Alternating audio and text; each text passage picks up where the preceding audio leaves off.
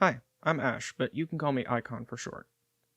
I spend an arguably unhealthy amount of time involved in internet politics, and in that realm, you run across a lot of strange ideas. There's people who think feudalism is good for some reason, people who believe that some anonymous asshole is a person with top secret clearance in the government, but is also always wrong about everything for some reason, and, of course, Ben Shapiro. These people all have very odd stances that are difficult to actually justify, but also somehow still have followers for reasons that elude me. One of the stranger arguments I tend to run into occasionally is an idea I've taken to calling tactical bigotry, and it's something that's made me think a bit about leftist advocacy and allyship. As I tend to do with these things, let's give a bit of background before we jump too far into things. Part 1. Internet politics. Internet politics is a sphere of political discussion that has a lot of nuance to it. On the one hand, social media allows people from a variety of backgrounds and with varied experiences to share their perspective, help educate others, support movements, and help pressure people in power. On the other hand, because of how most social media sites function, people are incentivized to be quippy, shocking, and easily shared. These aren't really two nice, neat categories, sadly. The reality is that people who seek to educate can feel a desire to participate in unproductive mockery. People who try to be nuanced can be pressured into oversimplifying for the sake of being shareable, etc. Social media also allows a unique ability for people to share their perspective. While more traditional media has a high barrier to entry in terms of cost and time investment, social media is freely available to anyone who has a smartphone and a Wi-Fi connection.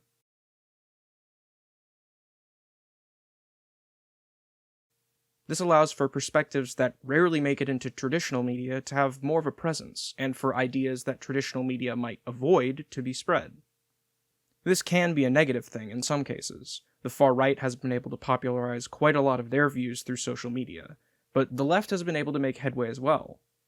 Marginalized folks have been able to form online communities, discuss issues, raise awareness, even host charity events that end up raising thousands of dollars for good causes. I'll expound on the barrier to entry and some implications of that in a bit. The dynamics of social media make for a general space online where politics are, at least in part, performance. Not only can you make arguments for your positions, but there's an incentive structure in place to encourage being outrageous, inflammatory, and dramatic. This type of behavior is more likely to catch people's attention, and is more likely to get people to share your message around. Twitter in specific gives users the ability to quote something, a function often used to both expound on and argue with people. But regardless of whether the response is positive or negative, the message is still spread around. Many people seek to play into this dimension of social media in how they approach their rhetoric. Lots of people engage in what's often called dunking, which is essentially just a very inflammatory way of expressing disagreement or criticism. Others will deliberately speak in a provocative way about something relatively uninteresting, something that Ian Danskin over at Innuendo Studios has made a video about. The focus of people who behave like this is to capitalize on the engagement that such rhetoric brings, and spread the ideas they want to spread. Again, the far right has been able to utilize such tactics quite effectively, and people on the left are making attempts to capitalize on these tactics as well in their own ways. What many often bemoan is that even though these tactics are helpful for spreading a message, the message often has to be somewhat vague. Brevity often requires a lack of nuance, and the very boldly stated generality is more easily shared than the several paragraphs of clarifications and citations. The immediacy and pace of information also causes accuracy to suffer sometimes, since people may operate quickly with incomplete information, and forget to correct themselves afterward. People can also spread intentional misinformation, but the rate at which new stuff is presented to people makes it hard to stay focused on an issue like that for long. This presents challenges for holding people accountable for their actions, and the solution that's been tentatively agreed on for a while is that standards for content produced on the internet are just lower than for traditional media.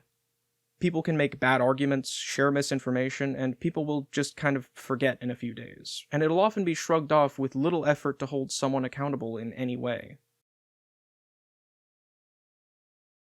People often refer to how such dynamics play out as discourse, as a sort of derogatory term for the often reductive, hyperbolic, and ignorant conversations these incentive structures can result in. Such discourse has found a home in what is proving to be a very popular format online: debates. Part 2. Debate. The tension between productive conversation and unproductive engagement seeking has ended up crystallizing into a popular format that is referred to as online debate. I say referred to as because it's not really debate in the traditional sense. Traditional competitive debate is a formal procedure where the views and arguments expressed are heavily scrutinized, and consideration is usually given to whether a topic should really be up for debate. There are moderators and timed statements and rebuttals, all laid out with strict rules of engagement that allow for different sides of a debate to argue effectively and respond to one another, while still keeping the focus on making good arguments. Online debate is not exactly descended from this tradition. Online debate is an attempt to formalize a specific type of interaction that people have online, one that is specific to the internet, at least to some extent. Because social media encourages people to be shareable and engaging, online debate rarely adheres to the much stricter standards of formal competitive debate. The focus is usually placed on things that are easy to share out of context, and that make for compelling moments rather than effective arguments. If I were to debate a pro-life conservative who supported the death penalty, a cheap argument I can use that people would find compelling is to point out that they think abortion is murder, but they are okay with the state murdering people. This seemingly highlights a contradiction in the person's views, and might be an easy thing to share around as an example of someone destroying their arguments. In a traditional competitive debate, this would not be compelling in the slightest, because it's possible to argue that there are relevant differences between those two things that allow those two positions to be consistent. This is a kind of argument that sounds really compelling, like I'm taking them to task, tearing apart the contradictions in their worldview. But really, it's not doing that, at least not very effectively. All the person has to do is explain themselves, and suddenly my pithy remarks don't seem like such a compelling point. The rate of information flow and low standards for online content also play into this, since making that kind of shoddy argument in public will likely be shrugged off and forgotten soon enough. So this approach has no real downside, besides just being a poor argument. It also allows for the other person's clarification to be ignored or obscured more easily, either deliberately or unintentionally, which doesn't exactly foster a healthy environment for discussion. Online debate has, in recent years, attempted to adopt the trappings of competitive debate in a move to legitimize itself, as well as give some sense of order to what is often a chaotic environment. These are just aesthetic elements, really, since they don't affect how people engage with the format, either on the audience's end or the participants' end. Audiences are there to see moments of drama, and are more likely to be convinced by a bad argument stated in a compelling way than a good argument that's fumbled or stated unconfidently. Participants are usually aware of this, and tailor their behavior to align with the audience's expectations. Even if only one party does this, it still makes the debate as a whole into more of a spectator sport than an actual intellectual engagement, and the audience will typically respond better to the participant who leans into their expectations. Moderators are sometimes included, a relatively neutral party intended to prevent conflict from escalating, and sometimes perform additional roles like fact-checking. In practice, these moderators rarely step in, and their role tends to be more of an intermediary that can help clarify the arguments presented. Crucially, though, one of the other aspects of online debate that differs from traditional competitive debate is that the topics are rarely curated to the extent they are in a more formal setting. People debate topics like Black Lives Matter, trans identity, systemic racism, things that aren't arguable, and have a correct position to take on them based on factual evidence and historical reality. This makes online debate a popular format for what's usually called de-radicalization, which I again refer to in quotes because I have issues with what this implies about it. Online debate can be a varied format. Sometimes it's more like a news panel where several people yell over each other for a while, and sometimes it's more conversational, where two people calmly explore their disagreements and try to find common ground. I would argue that the particular variation I've discussed so far is the most popular, at least in the circles I run in, and I think it's worth acknowledging why that is, but I don't want to go on without acknowledging the potential for constructive conversation this format holds. Because online debate is less formal, this allows for what are essentially just publicly broadcasted conversations about interesting topics, more in the vein of podcasts than debates. However, the roots of the format usually require there to be a specific subject in mind to be discussed, and the voices present to discuss it are occasionally people with relevant experience or education that most people wouldn't have access to. This is online debate at its best, in my opinion.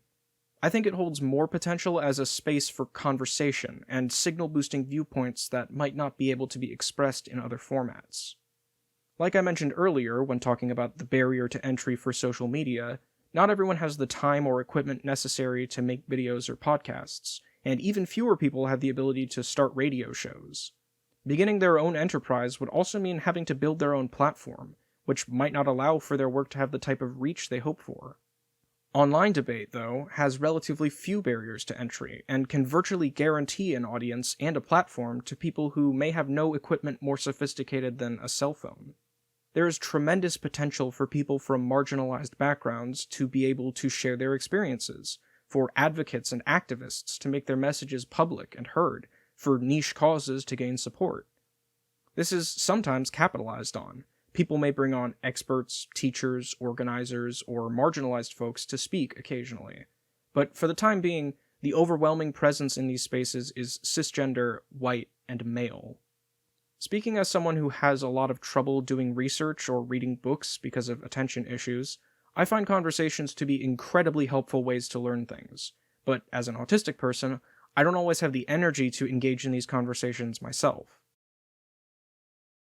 Online debate provides a format where I can be exposed to information in a way that I find easier to digest, and that's something that I often use it for. I prefer to watch debates between people who largely agree on things, because I get to learn a lot of nuances and details about subjects that I don't normally get to hear. Hearing people walk through issues like transphobia, racism, homophobia, etc., has helped me gain a lot of insight into the experiences of other marginalized people and better understand their oppression. I will be very critical of online debate throughout the rest of this video, but I would be remiss not to mention the tremendous potential I see in the format. I don't think it's some irredeemably bad thing, but I do think the particular variation of the format that has gained momentum has its fair share of problems. Part 3. Conversion. Online debate as a format is often used as a way to attempt to convince others of things. Not usually the person being debated, they are rarely expected to change their mind on anything after the debate ends, but the audience is full of potential converts. A lot of fascists like online debate as a format because of this. They get to spread their views and potentially convert people to their side. They also love it because it keeps the focus of discussions on disputing the basics of a concept like racism, rather than allowing space for discussion of how to combat racism. Keep people arguing over whether the problem exists, and you waste time they could use attempting to solve it. Leftists enjoy online debate as a format for similar reasons. It allows them to normalize their positions and rhetoric, to educate people on the basics of various social issues, and it helps convert people to being leftists. Many often refer to the process of educating and converting people to become leftists as de-radicalization.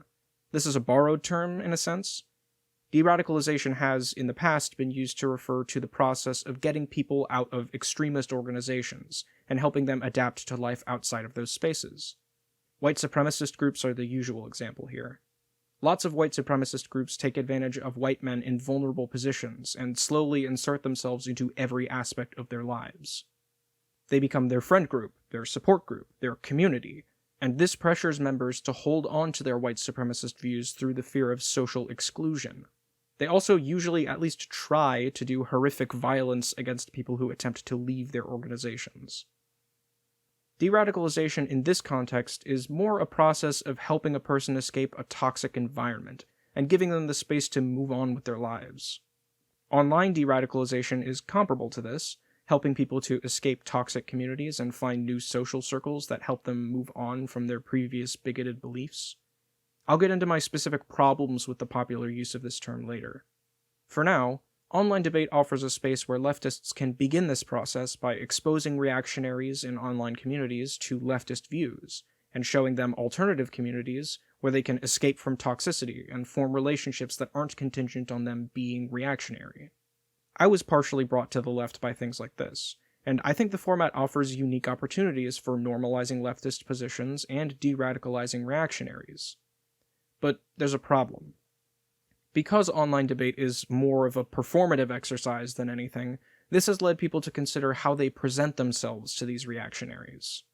If the goal is to de-radicalize these people, then clearly there should be some effort to appeal to them, right?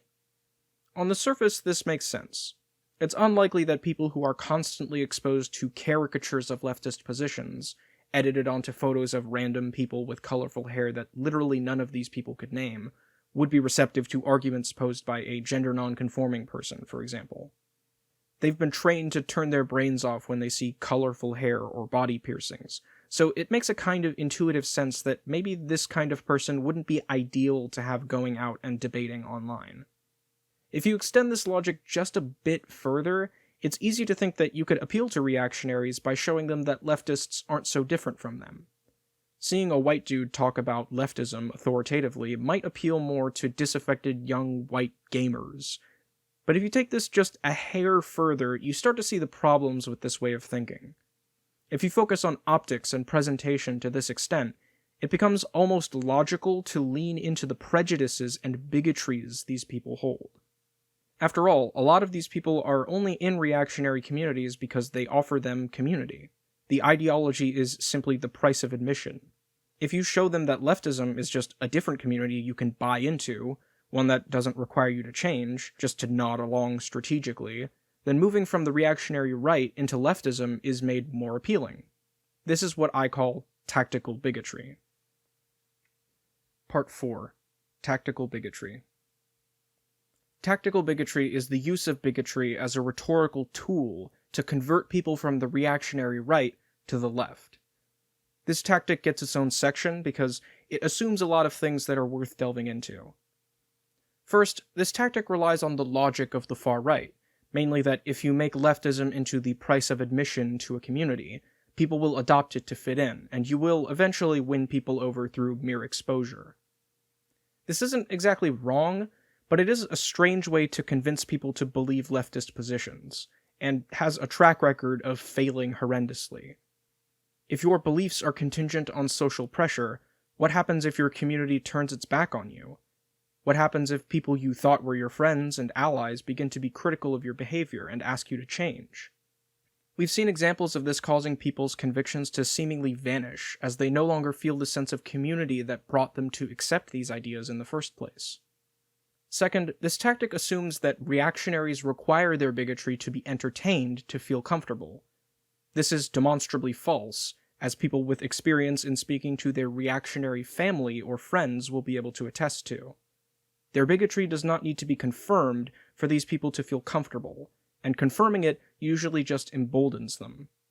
Third, and most importantly, this tactic prioritizes bigots over the marginalized. By working to make bigots feel comfortable in their bigotry, you are placing their comfort and well-being as a higher priority than the oppression of marginalized people, which is morally abhorrent and practically counterproductive. The usual justifications made for the use of tactical bigotry are that it brings people into the left, it helps grow our numbers, and it offers a pipeline to further radicalization down the line. All of these reasons highlight a critical lack of respect and empathy for marginalized people, and a fundamental misunderstanding of the nature of their oppression. You cannot purport to be against bigotry while actively and consciously participating in its perpetuation. Spreading bigoted ideas and rhetoric is harmful to people, and works against the goal every leftist should have of fighting for the freedom of the marginalized from their oppression. These justifications have other issues as well. The idea that this tactic brings people into the left is an incomplete picture of the actual effects of this type of rhetoric. The reason I don't like the term de-radicalization being used in this context is because it paints a much rosier picture than the reality. I've had many interactions with people who claim to have been de-radicalized in this way, and all of them have had critical and fundamental flaws in their understanding of basic concepts related to oppression and marginalization. These people have often held on to their sense of entitlement to others' time and energy, bigoted attitudes about marginalized groups, and they lack important education in topics like intersectionality, gender, disability, and race. It's not a coincidence that the people who bring them to the left rarely discuss these issues in any depth, and are usually cis white men. They either do not emphasize these issues enough, or are themselves uneducated on them. The idea that tactical bigotry leads to further radicalization is one that I have never seen compelling evidence for. I'm sure it works some of the time, but there's no way to know how many times it's failed, because while successful converts will usually send messages thanking the people who helped de-radicalize them, people who never went any further in the process don't usually make this known. What we do know is that normalizing bigotry makes it more permissible to people, and can make them more receptive to it. We don't know the benefits, but we do know the costs. It's important to emphasize, though, that even if this tactic had a 100% success rate, every single reactionary who was exposed to it eventually became a leftist, this would still not be a justification for using it. Bigotry is not a tactic to be utilized. It is a set of harmful attitudes that any leftist should oppose. There is no responsible way to call black people the N-word. There is no scenario where calling someone autistic as an insult is rhetorically effective. By using bigotry, you reinforce bigotry, and you normalize it in spaces where it should never be considered permissible. Part 5. Allyship. A lot of reactionaries on the right are there for the community it provides them, and a similar thing can be said of the left. The main difference is that reactionaries appeal to entitled young white men who feel that they are receiving what they are owed. The left offers a space for marginalized people to be themselves and to be taken seriously. Trans people are forced to live in a world that fetishizes them and objectifies them, but refuses to respect them. Disabled people are robbed of their agency and barred from participating in society. These groups actually need these spaces, because outside of them, they don't get to feel normal, valid, or accepted. Leftists are supposed to fight for the marginalized, and the supposed de-radicalization process that I've described takes their presence and support for granted. To argue that de-radicalization efforts that do not combat bigotry and educate people about it are preferable is to make the spaces these newly de-radicalized people enter less safe for marginalized people. Bringing in reactionaries without challenging their bigotry means that now, spaces where marginalized people assumed they were welcome and safe become classrooms where they have to constantly explain and justify themselves.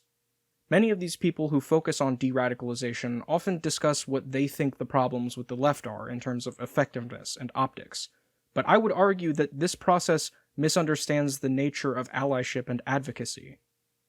Allies in the general sense are people who align themselves with a cause, but when it comes to much of leftist politics, allyship has a more specific meaning.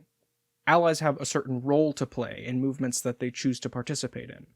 Many believe allyship to be simply supporting a cause, but this is an oversimplification in this context. Allyship has a conduct associated with it that helps further the goals of leftist movements, and puts into practice the ideals being advocated for.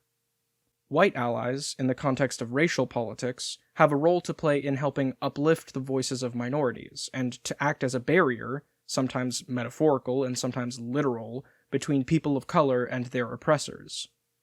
There's a clip that I always remember when I think of allyship, of a white person being offered a microphone by a news crew to comment on some situation, and the person takes the microphone and hands it to the black person standing next to them. I can't seem to find the clip anywhere, though. Allyship isn't supposed to be about taking over a movement, or putting yourself at the center of it. It's supposed to be about putting the ideals of the movement into practice, by recognizing that this isn't about you, and by knowing when to stand up and be heard, and when to be quiet and get out of the way. This isn't some random request for people to shut up. This is about demonstrating that you actually understand and agree with the principles of the movements you support. Allies of marginalized groups and their movements should know to make their support known, but to prioritize what I've generally heard referred to as self-advocacy. Marginalized folks can and do talk about their issues a lot, and since the goal is for them to not be marginalized anymore, their presence should be normalized, their voices uplifted, and their experience deferred to. This isn't quite how the concept is used, though. I stumbled into an article, which I'll have linked in the description, that discussed a rather useful distinction between what the author terms allies and accomplices. Allyship, according to the author, is often a status one holds as a sort of badge of honor, while engaging in behaviors that are counter to the goals of the movements they proclaim to support. These allies can take on the role of savior, fetishizing and exoticizing the marginalized, while never leaving their own comfort zone or working to challenge the frameworks that contribute to the oppression of the marginalized. The author thus advocates a distinction between allies, who often give token gestures of support without any substantial aid in achieving a movement's goals, and accomplices, who put themselves into the line of fire, so to speak, to do real, on-the-ground type work. Tactical bigotry exemplifies the perversion of the nature of allyship. It shows us this savior mindset in action, where an ally declares they are to be the one taking action on behalf of the marginalized, rather than empowering the marginalized to act for themselves. Tactical bigotry demonstrates that an ally seeks to co-opt a movement rather than support it, that they think they know what's best, rather than being an accomplice and entrusting the marginalized with their own advocacy. Many conversations these allies have about optics are often framed as discussions of why the left is losing, or how the left can win. But last I checked, this wasn't a game where if you get a high score, you win politics. Winning over more people doesn't inherently make the left win anything, and I would argue that burdening marginalized folks with a bunch of ignorant former reactionaries is the exact opposite of winning. You can't meaningfully oppose bigotry and oppression if you engage in them regularly, and you are undermining the fight against bigotry by causing marginalized people to be exposed to it more often in previously safe spaces. Getting more people on our side is only helpful if they join for the right reasons, and with an understanding of what they need to do. For an illustrative example here, we will turn to Alexander Haley, or Xanderhall as he's known online. Xanderhall is a streamer who mostly discusses leftist politics, typically focusing on responding to reactionaries and intra-left criticism. Xanderhall embodies a lot of the things I've been discussing so far. He's a former reactionary himself, who has decided to use bigoted rhetoric to appeal to reactionaries and bring them into the left. He usually employs ableism, something many members of his audience have been critical of, and he had an entire discussion with fellow YouTuber Korviday about this issue, which I'll have linked below. In that debate, he makes several arguments that show that he has many misunderstandings of bigotry and allyship, much like those discussed in the article I referenced earlier. First, Xanderhall contests that he doesn't view his use of ableist rhetoric as being ableist, at least not in all cases, and he describes ableism as a conscious and direct invocation of disability for the purposes of mockery or dismissal. I don't feel comfortable equating me saying the R word and saying that I believe somebody might be physically or mentally disabled as on the same level. There was a bit of an implication, though. I just want to clarify. Like, when I said Caitlin Bennett might be disabled, that's not like a thing against her. My defense of the saying that his video is autistic thing is purely just using that word for comedy. This is wrong, and shows a fundamental lack of understanding of the dynamics at play in ableism specifically, and bigotry more broadly. Bigotry is not simple, direct invocation of a characteristic for the purposes of explicitly degrading someone. Bigotry is a set of attitudes that contribute to material harm done to marginalized people. These ideas can be incredibly obtuse and subtle in some cases, as the alt-right has made apparent with the proliferation of their dog whistles and memes that are very obtuse in their bigoted messaging. It is not up to cis white allies to determine what is and is not bigoted on behalf of marginalized people. It is their responsibility to be accomplices, to listen, educate themselves, and uplift the voices of the marginalized. If disabled people, broadly, as a community, think something is ableist, there is no debate to be had on the subject with abled allies. Ableism in specific has a very long and currently ongoing history of disempowering disabled people and stripping them of their agency in everyday life.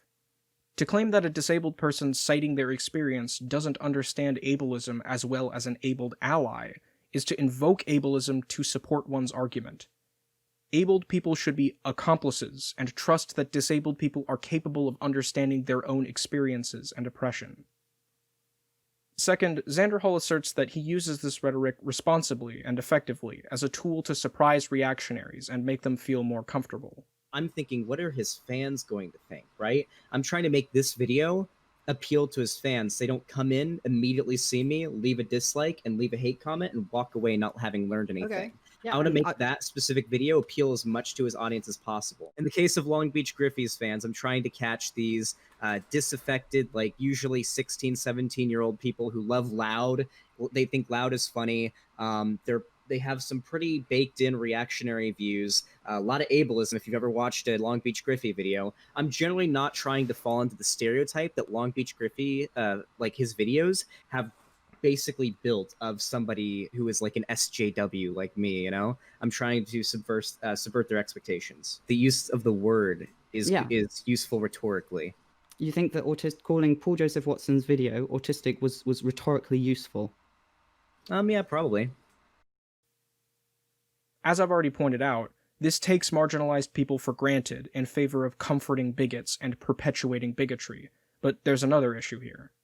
This set of priorities doesn't really gel with fighting oppression or bigotry in any meaningful way, so any line drawn on what rhetoric is effective and what rhetoric is harmful is incredibly arbitrary. If the priority is to pander to reactionaries, why not call black people the N-word in your work? That would definitely surprise bigots. It would work toward your stated goal of appealing to reactionaries.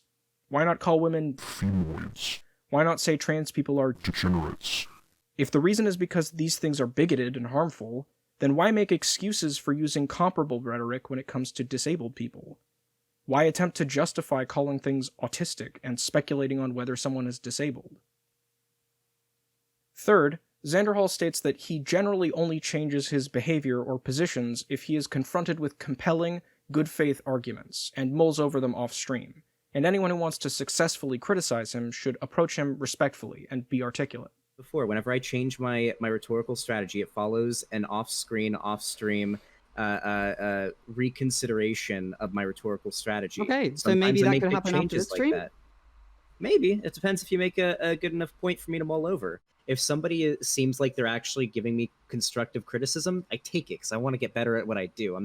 I've done fairly well with myself, I think, but I want to get better. That's the only way I'm going to be able to move forward, right? So when you come on today and you bring up your arguments against my ableist language the way you have now, that I consider to be constructive criticism and good faith. That's what I would rather have instead of somebody on Twitter saying Xanderhall hates disabled people, blah, blah, blah, making a bunch of accusations that are more or less meant to make me look bad. I really do value that kind of criticism, but depending on how that criticism is levied, is sort of an insight into whether or not I think it's in good faith. But if someone DMs me on Discord and is like, hey, Xanderhall, listen, I'm disabled.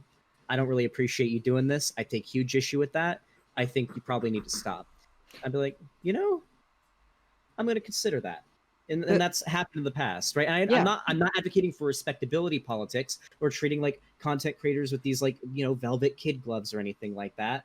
But I do think that if you're trying to get a figure or a creator to listen to that criticism, you got to be kind of careful with the way that you present it so it doesn't seem bad faith or just like you're trying to make that person look bad. Okay.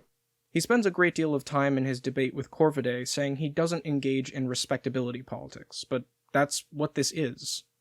Respectability politics is a form of tone policing that dismisses marginalized people's voices by focusing on how upset they seem, how unspecific they are, or how constructively their views are phrased. If they don't meet some standards set by a cis white guy, then they don't deserve to be listened to. Once again, this is a case of an ally co-opting a conversation, taking control away from the marginalized people he claims to support. I think this is a good thing to focus on because it helps illustrate how one can claim to oppose bigotry and yet still employ bigotry regularly without seeing a contradiction. Respectability politics is a viewpoint that is inescapably born of privilege and ignorance. Marginalized people are all too aware of how exhausting it is to navigate a world that pushes you out at every opportunity, but people with privilege don't usually have to see that. That's part of what makes them privileged. They are able to opt out of experiences marginalized people can't escape. Cis-white allies benefit from the structures built around them by not having to experience the same degradation and disrespect marginalized people face regularly by default. Their subjection to the violence these systems perpetuate is voluntary. The violence protesters have been encountering in the US at the hands of police can be avoided by white allies. It is unavoidable for black people. Respectability politics is fundamentally born from ignorance of the experiences of marginalized people. It is unreasonable to expect marginalized people to always present themselves as eloquently and cautiously as this framework assumes they should. I can tell you from personal experience, on some of my worst days, where people are casually transphobic to me and I'm overstimulated and my anxiety is acting up, I don't always feel like being as thorough and nuanced as I usually try to be, and sometimes I legitimately can't.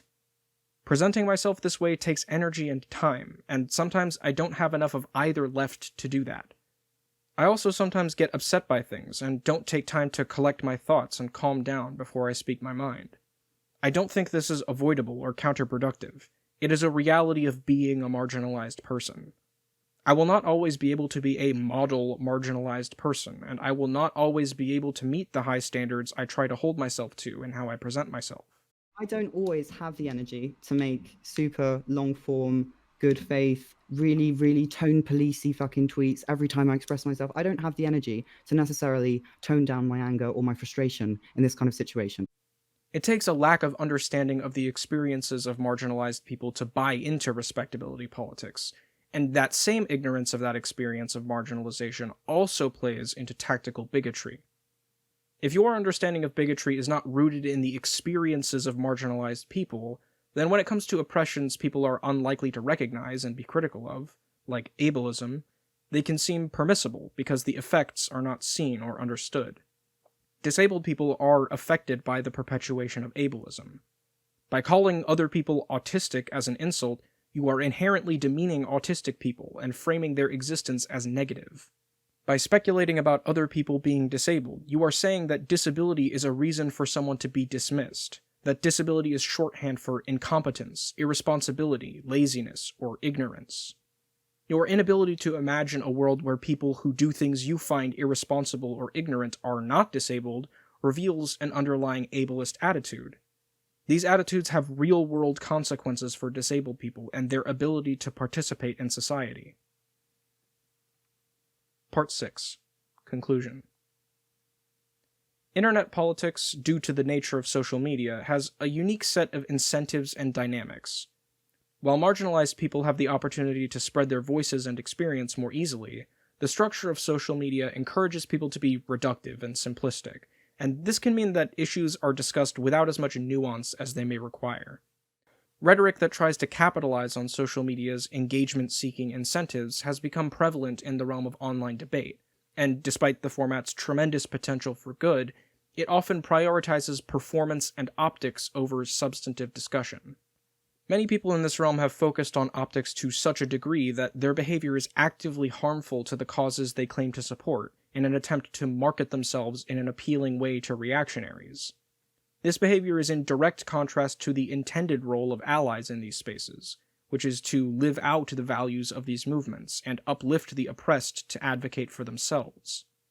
Understanding this perversion of the nature of allyship, some have argued that distinguishing between allies, who seek to co-opt movements with privileged voices, and accomplices, who prioritize the marginalized and are willing to do the hard work of fighting alongside the marginalized, is preferable. The contradiction between the stated goals of such allies and their behavior can be understood as a result of ignorance of the lived experiences of marginalized people, and the actual effects that bigotry has on those it targets. Recognizing those effects and acting as an accomplice by listening to marginalized voices and working with them rather than for them will help to combat such attitudes more effectively. Tactical bigotry is something I've been thinking about for a little bit, and I gave it its name somewhat intentionally, both because those who use it view it as a valid tactic, and because it evokes, in my mind at least, those products aimed at gun people and survivalist types, which brand themselves as tactical. I find it an apt point of comparison, since these products are marketed in this way to appeal to people who idealize and fetishize their proficiency with arms and survival equipment, but are often seen as impractical and inefficient by people with actual experience. In a similar sense, tactical bigotry is marketed to those who romanticize their role in de-radicalization, but is something people with relevant experience recognize as ineffective and harmful. I chose to bring up Xanderhal as an example because his debate with Korviday highlighted a lot of aspects of this mindset that I found useful to illustrate. I usually prefer to refer to behavior and attitudes rather than specific people in my videos, because this often leads to the person becoming the focus of the video rather than the behavior I take issue with. I think it's important, though, in this case, to be specific, both because it's good to have a more concrete understanding of the type of person I'm talking about, and because people like Xanderhal should be confronted with the fact that what they do is harmful and ignorant. I will note, anyone who doesn't make it this far into the video will not hear me say that any comments disputing the context of Xanderhal's statements will be deleted. I know the context, and it does not excuse his behavior or make the arguments he offers to justify it any less wrong. That being said, this video isn't about Xanderhal, it's about this behavior, which he consciously engages in, and the people it harms. I will, thus, be listing a bunch of marginalized folks in the description to this video who you can listen to on various subjects, primarily disability. If you want to learn about these issues and avoid engaging in bigoted behavior yourself, I suggest you follow a large amount of them to get a better sense of the community consensus on various issues. This list will be imperfect, but you'll probably be able to find plenty of people through them. Challenging yourself isn't always easy, and I can appreciate that. All I ask is that you listen and be open to what these people say, and be willing to grow and learn. I have some links for my own stuff in the description as well, but they'll be at the bottom underneath the list of marginalized folks. I work hard on these videos, but voices with more knowledge and experience should take precedence over mine. Thanks for watching, and I hope you all have a good day.